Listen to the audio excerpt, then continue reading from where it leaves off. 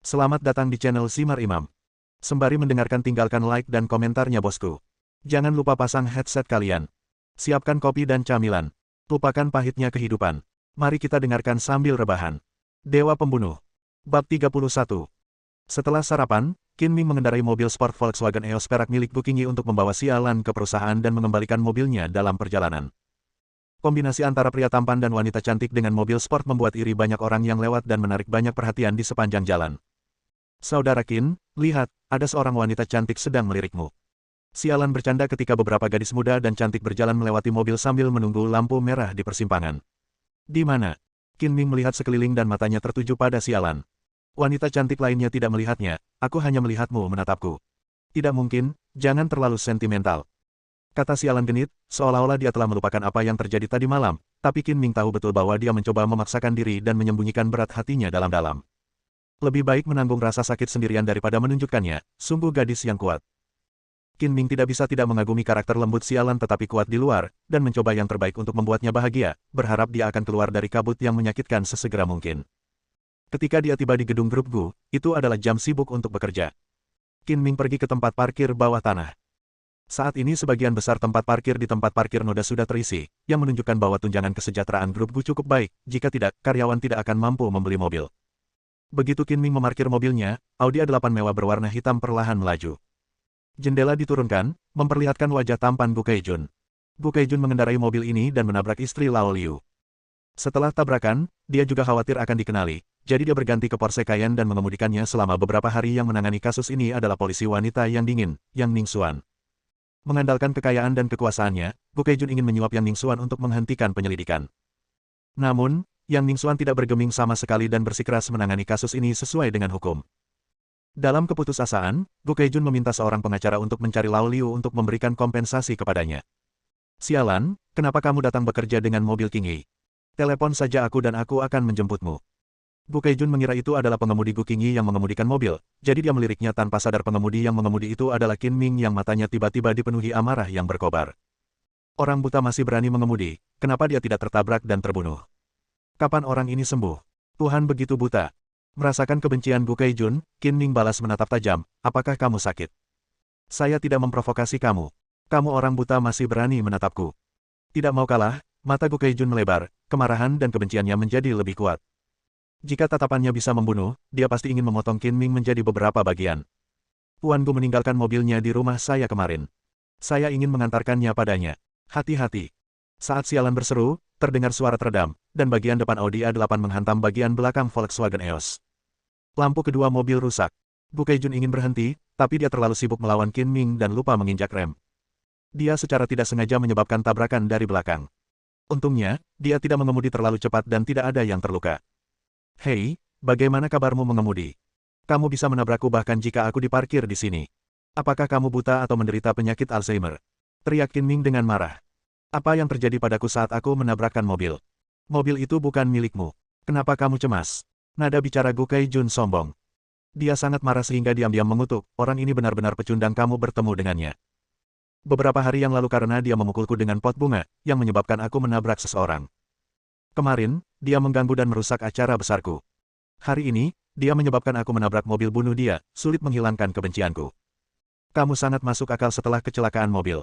Aku belum pernah melihat orang yang tidak masuk akal seperti kamu.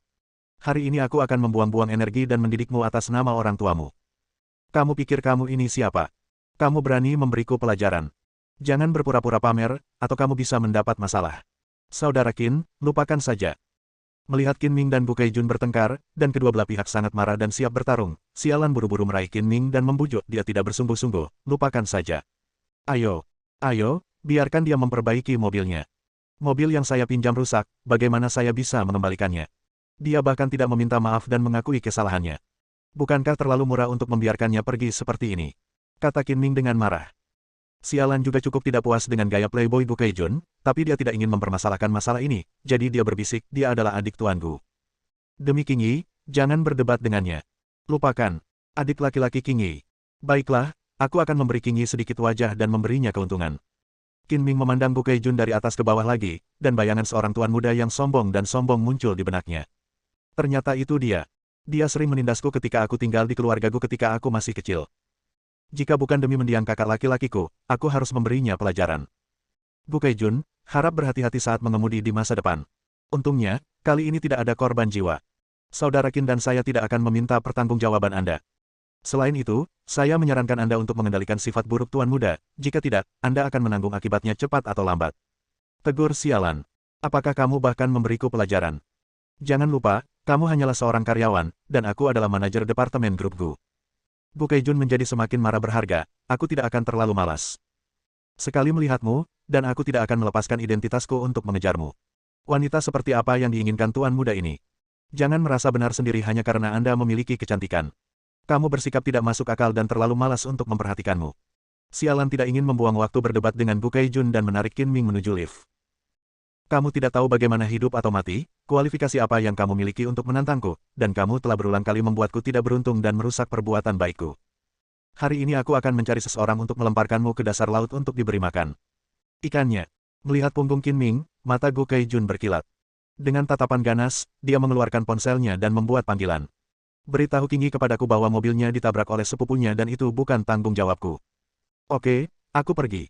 Ketika mereka sampai di lantai dasar, Qin Ming melambaikan tangan kepada sialan. Setelah keluar dari gedung kantor, Qin Ming melambai ke taksi dan berkata kepada sopir, "Tuan, apakah Anda akan pergi ke pemakaman Long Tesan di pinggiran barat?" Masuk ke mobil. Qin Ming naik taksi, dan sebuah mobil hitam mengikutinya.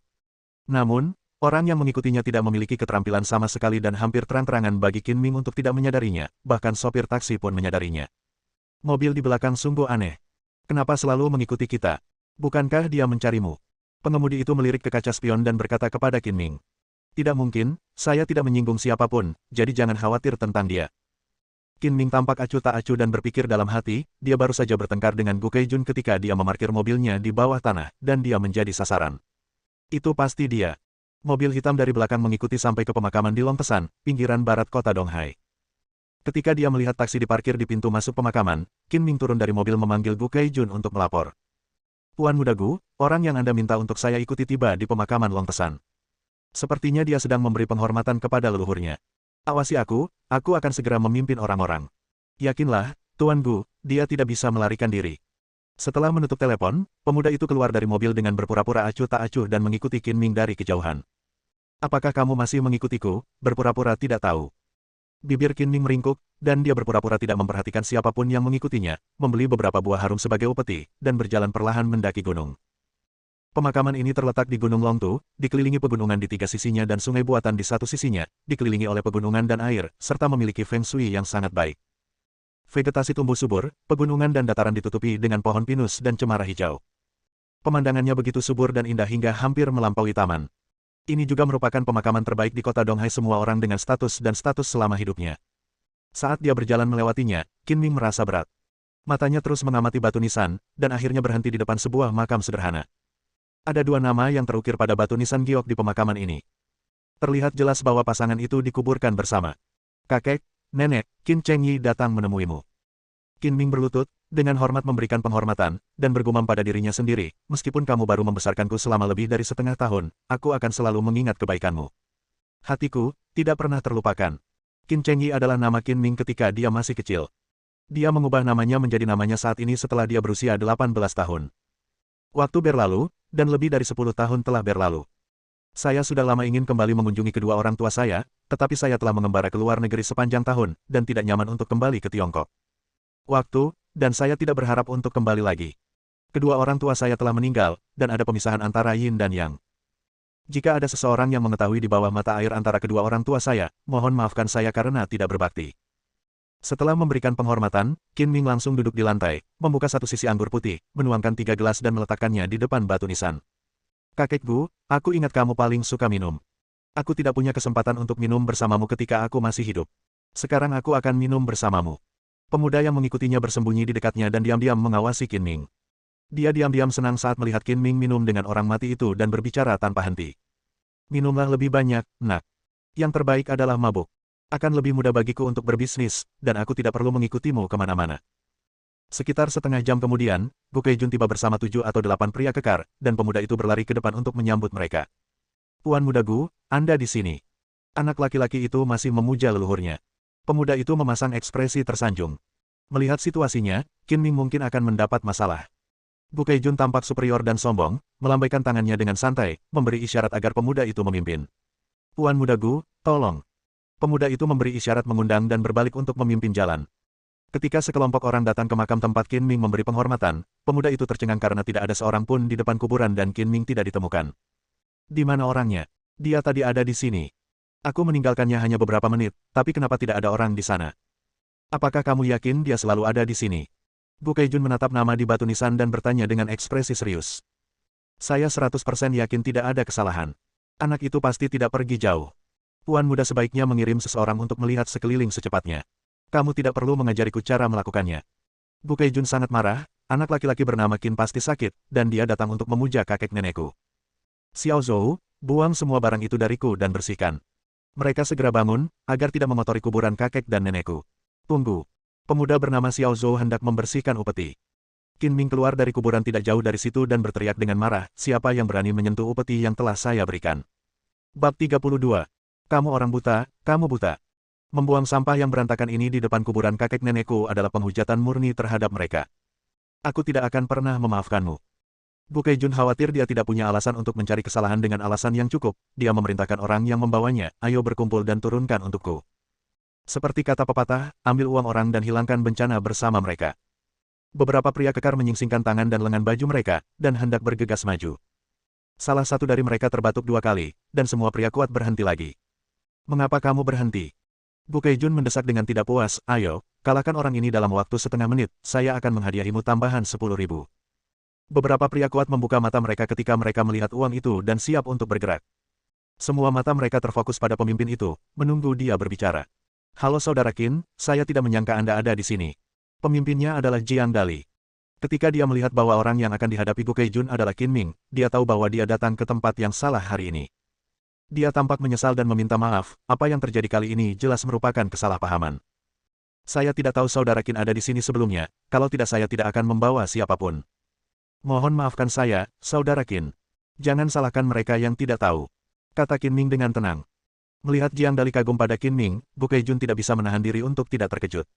Apakah kamu kenal anak ini? Ini Saudara Qin Ming. Jiang Dali bertindak sebagai pembawa damai dan berkata, kita semua bukan orang luar.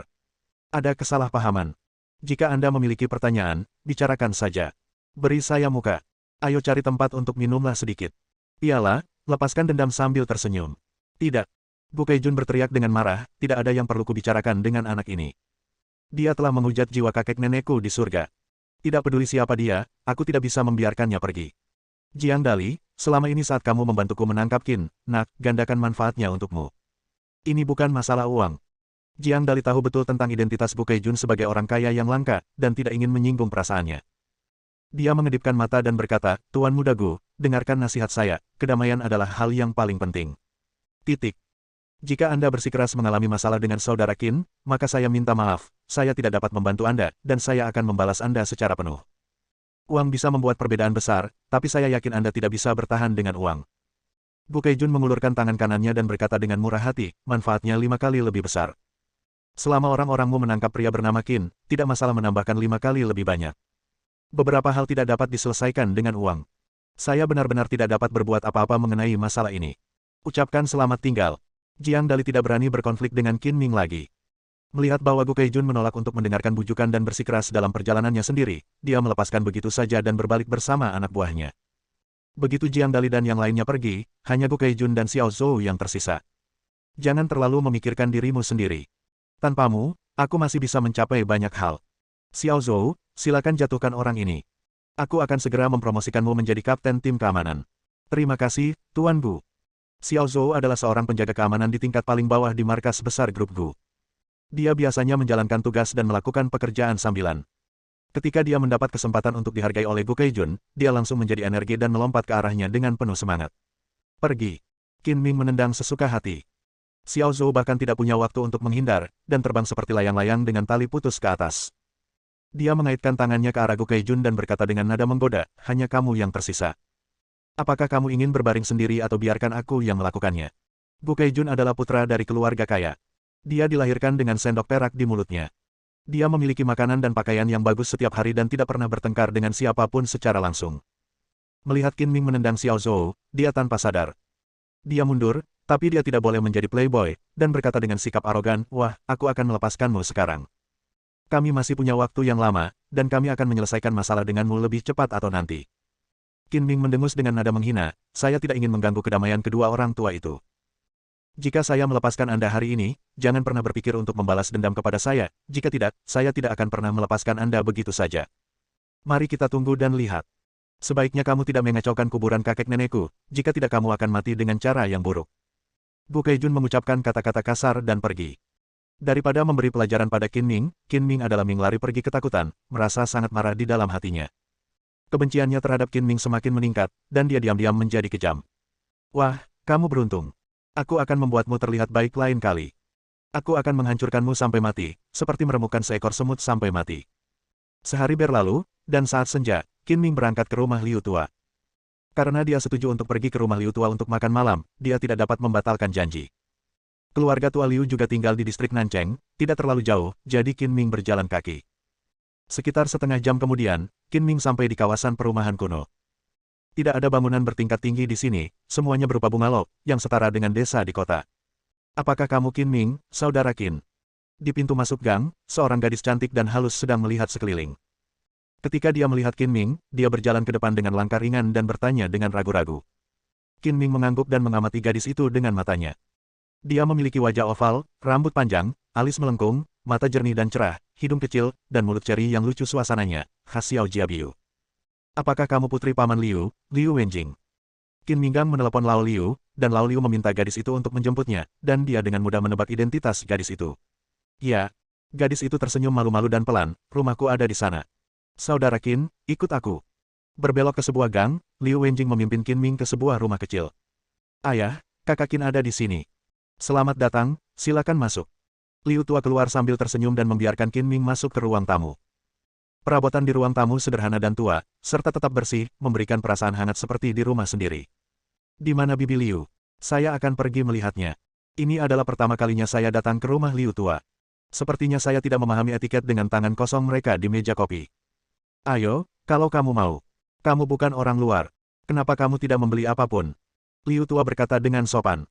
Di kamar tidur samping, istri Lao Liu sedang berbaring di tempat tidur dengan kaki diplester. Melihat Qin Ming memasuki kamar, Bibi Liu berkata, "Xiao Qin, kamu di sini, cepat duduk."